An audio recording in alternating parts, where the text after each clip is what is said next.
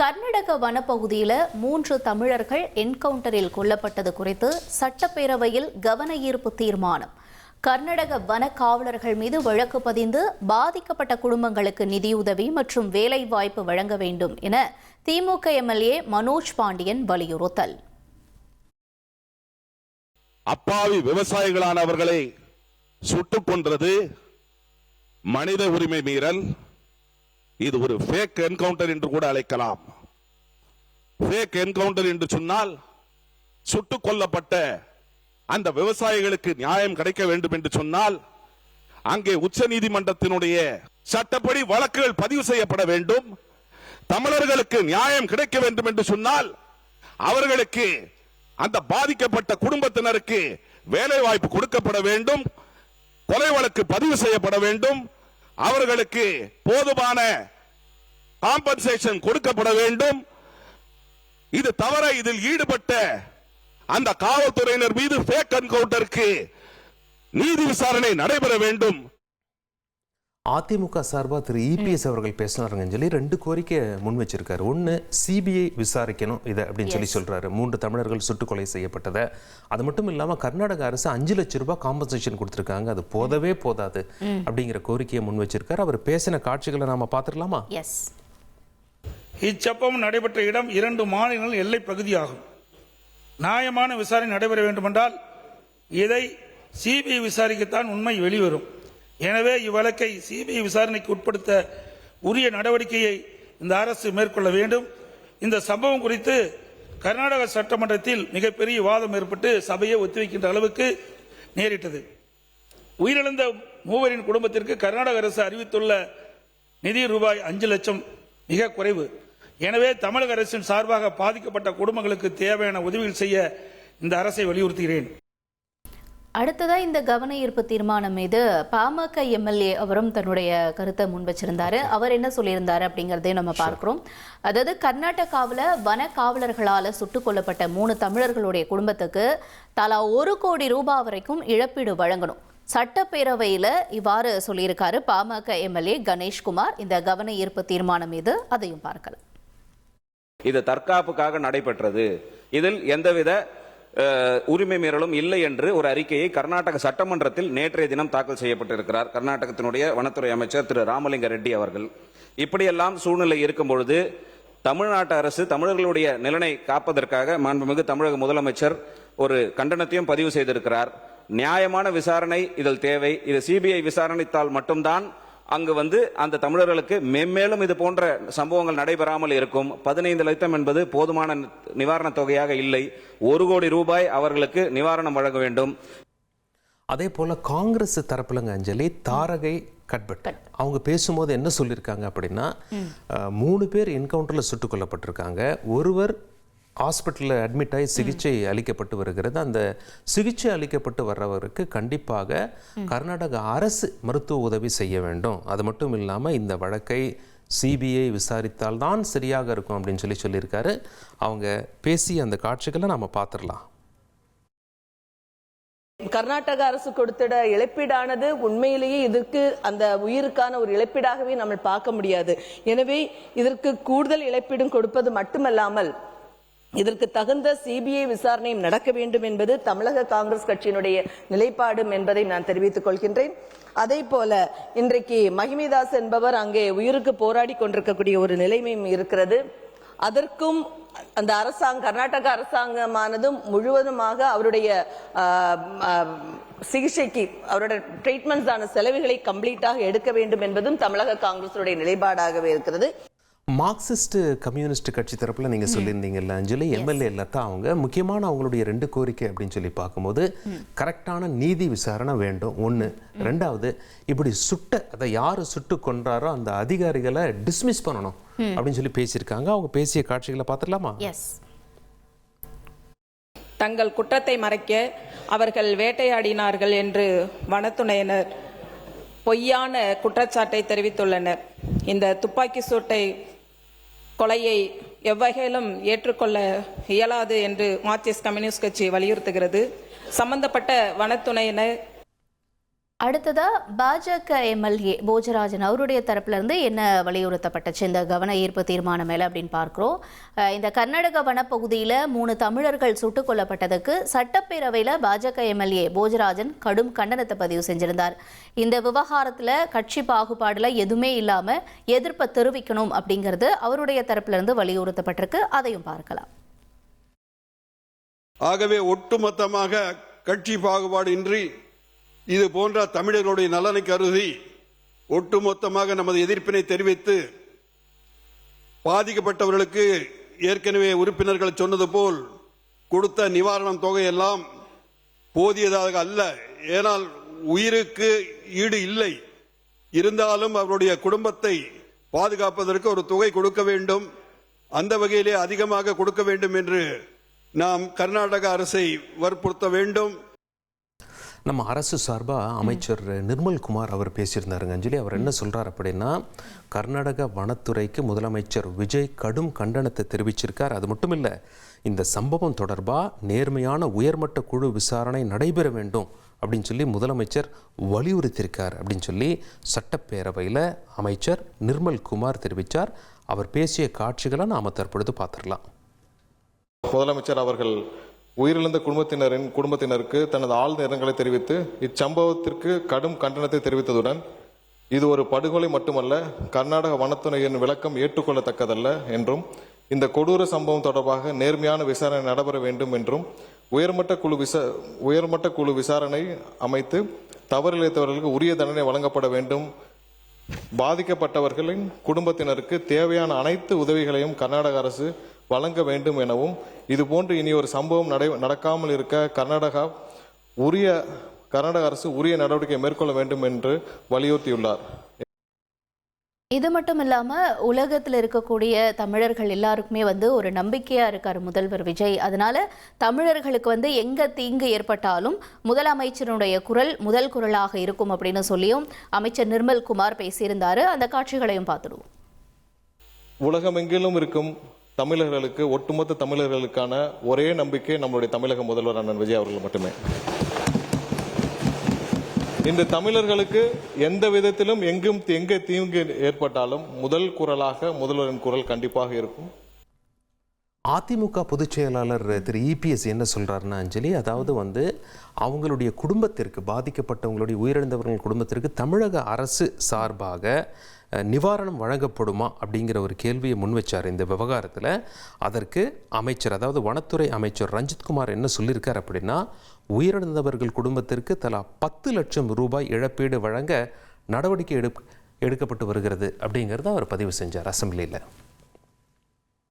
மாண்புமிகு பேரவைத் தலைவர்களே, சுடப்பட்டு இறந்தவர்கள் தமிழை பூர்வீகமாக கொண்டவர்கள் தமிழர்கள்.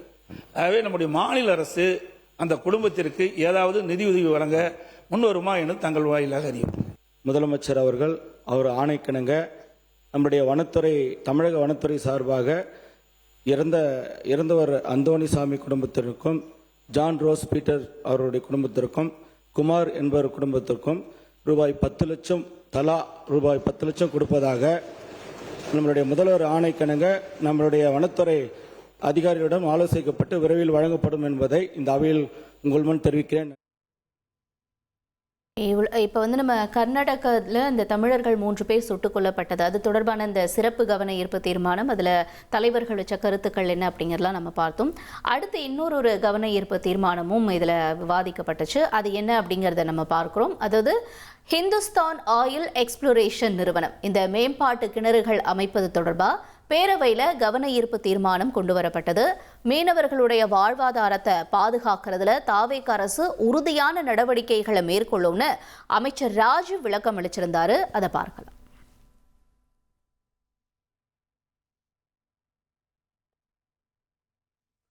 அடுத்ததாக நம்ம அசெம்பிளியில் சுவாரஸ்ய கேள்விகள் அப்படின்னு சொல்லி பார்க்கும்போதுங்க அஞ்சலி, முதலமைச்சரின் காலை உணவு திட்டத்தின் பெயரை மாற்றியது ஏன் அப்படின்னு சொல்லி பேரவையில் திமுக கொறடா ஏவா வேலு கேள்வி எழுப்பினார்.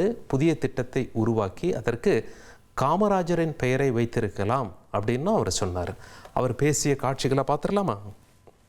முதலமைச்சர் காலை உணவு திட்டம் நான் கேட்க விரும்புவது, அந்த காலை உணவு திட்டத்தை மாற்றி காமராஜர் பெருந்தலைவர் பேரில் வைக்க வேண்டிய அவசியம் என்ன?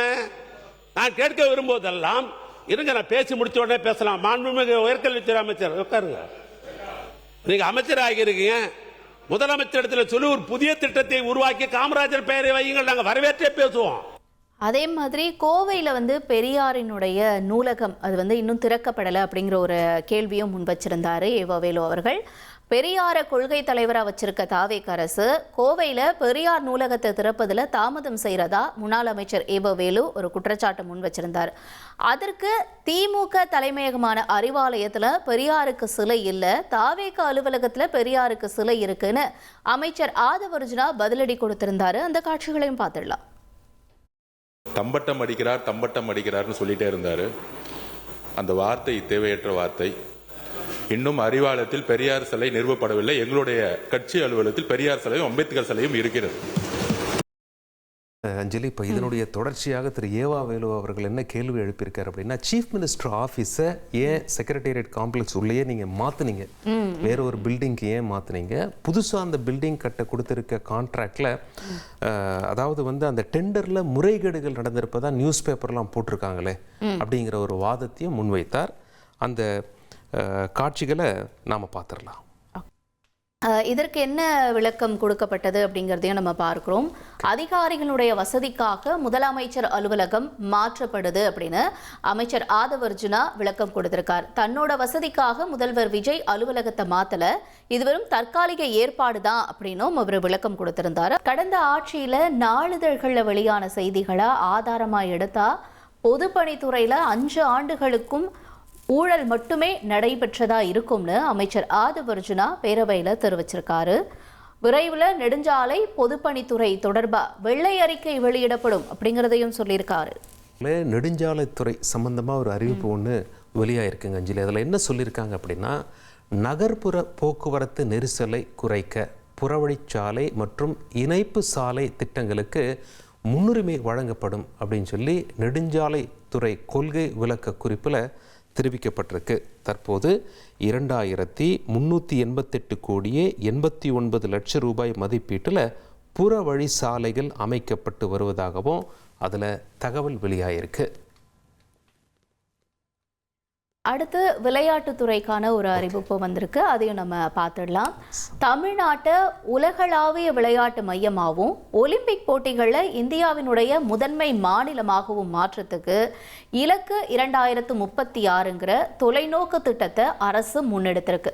போதைப்பொருள் இல்லாத தமிழ்நாடு என்ற இலக்கை அடைய தொலைநோக்கு திட்டம் உருவாக்கப்பட்டுள்ளதாகவும் கொள்கை விளக்க குறிப்பில் சொல்லியிருக்காங்க.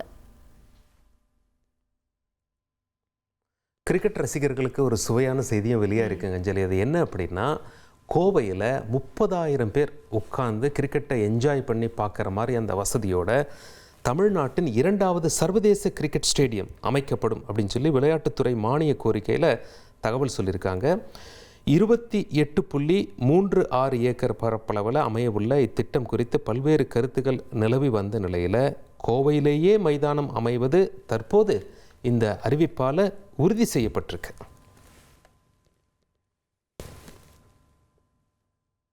அடுத்தபடியா அறநிலையத்துறை சார்பில் 23 கோடியே 67 லட்சம் மதிப்பீட்டில் கட்டி முடிக்கப்பட்டிருக்கக்கூடிய புதிய கட்டிடங்களை முதலமைச்சர் விஜய் காணொலி மூலமாக தொடங்கி வச்சிருந்தார். தலைமைச் செயலகத்தில் நடந்த நிகழ்ச்சியில் அறநிலையத்துறையில் 80 பேருக்கு பணி நியமன ஆணைகளையும் முதல்வர் வழங்கினார். ஸோ இப்போ நிறைய நியூஸஸ் நம்ம கவர்மெண்ட் ரிலேட்டடாக பார்த்தோங்க சொல்லி, அடுத்து ஒரு எலெக்ஷன் ரிலேட்டட் நியூஸும் ஒன்று கோர்ட்டுக்கு வந்தது. அது என்னாச்சு அப்படின்ற செய்தியை நம்ம பார்த்துடலாம். ஊத்தங்கரை தொகுதி தாவேக எம்எல்ஏ இளையராஜாவின் வெற்றியை எதிர்த்து தொடரப்பட்ட தேர்தல் வழக்கை சென்னை உயர்நீதிமன்றம் நிராகரித்து தீர்ப்பளிச்சிருக்காங்க. வழக்கை நிராகரிக்க கோரி எம்எல்ஏ இளையராஜா தாக்கல் செய்த மனுவை ஏற்ற நீதிபதி தேர்தல் வழக்கை தள்ளுபடி செய்து உத்தரவிட்டார். அடுத்தபடியாக தனியார் பேருந்துகளில் கட்டண உயர்வு அதிகரிச்சிருக்குன்னு பொதுமக்கள் குற்றச்சாட்டை முன் வச்சிருக்காங்க. அதாவது தமிழகத்தில் திருவண்ணாமலை, கள்ளக்குறிச்சி உள்ளிட்ட மாவட்டங்களில் தனியார் பேருந்துகளை அரசு ஒப்புதல் இல்லாமல் தன்னிச்சையாக கூடுதல் கட்டணம் வசூலிக்கிறதா பொதுமக்கள் தரப்புலேருந்து குற்றச்சாட்டு முன்வைக்கப்பட்டிருக்கு. கூடுதல் கட்டணம் வசூலிக்கக்கூடிய தனியார் பேருந்துகள் மேலே உரிய நடவடிக்கை எடுக்கணும்னு வட்டார போக்குவரத்து அலுவலர்களுக்கு போக்குவரத்து துறை உத்தரவிட்டிருக்கு. நாம் இப்போ இன்ஜினியரிங் கவுன்சிலிங் பற்றி ஒரு நியூஸ் பார்த்துடலாங்க அஞ்சலி. நமக்கெல்லாம் தெரியும், கவர்மெண்ட் ஸ்கூலில் படித்தா 7.5% பெர்சன்டேஜ் கோட்டா அவங்களுக்கு இருக்குது. அந்த ஒதுக்கீட்டில் அவங்களுக்கு முன்னுரிமை வழங்கப்படும் அப்படின்னு சொல்லி, அந்த வகையில் சுவையான செய்தி என்ன அப்படின்னா, பொறியியல் மாணவர் சேர்க்கையில் அரசு பள்ளி மாணவர்களுக்கான 7.5% இடஒதுக்கீட்டின் கீழே இருந்த மொத்தமுள்ள 14,000 இடங்களும் நிரம்பிவிட்டதாக அறிவிப்பு வெளியாகிருக்கு. 2ஆம் கட்ட கலந்தாய்வு முடிவில் அனைத்து இடங்களும் நிரம்பிவிட்டதாக தெரிவிக்கப்பட்டுள்ளது. ஸோ கவர்மெண்ட் ஸ்கூல்ஸில் படித்தவங்க கம்ப்ளீட்டாக அந்த 7.5% இடஒதுக்கீடை கம்ப்ளீட்டாக பயன்படுத்தியிருக்காங்க அப்படிங்கிற ஒரு செய்தியை நாம் பார்த்துட்ருக்கோம். எஸ், இப்போ அனைத்து இடங்களும் நிரம்பி விட்டது அப்படின்னு சொன்னீங்க. அப்போ அடுத்து என்ன, கிளாஸஸ் ஸ்டார்ட் பண்ணுறது தானே. ஸோ அது தொடர்பான ஒரு அப்டேட் தான். அண்ணா பல்கலைக்கழக வளாக கல்லூரிகளில் 1ஆம் ஆண்டு மாணவர்களுக்கான வகுப்புகள் நாளைக்கு தொடங்குது. தமிழகம் முழுக்க அரசு கலந்தாய்வு மூலமாக 90,000 மாணவர்களும் நிர்வாக ஒதுக்கீட்டில் 80%க்கும் அதிகமானோரும் சேர்ந்திருக்கக்கூடிய நிலையில் தனியார் பொறியியல் கல்லூரிகளில் அடுத்த வாரம் வகுப்புகள் தொடங்க இருக்கு. அதே போல அண்ணா பல்கலைக்கழக வளாக கல்லூரிகளில் 1ஆம் ஆண்டு மாணவர்களுக்கான வகுப்பு நாளைக்கு தொடங்குது.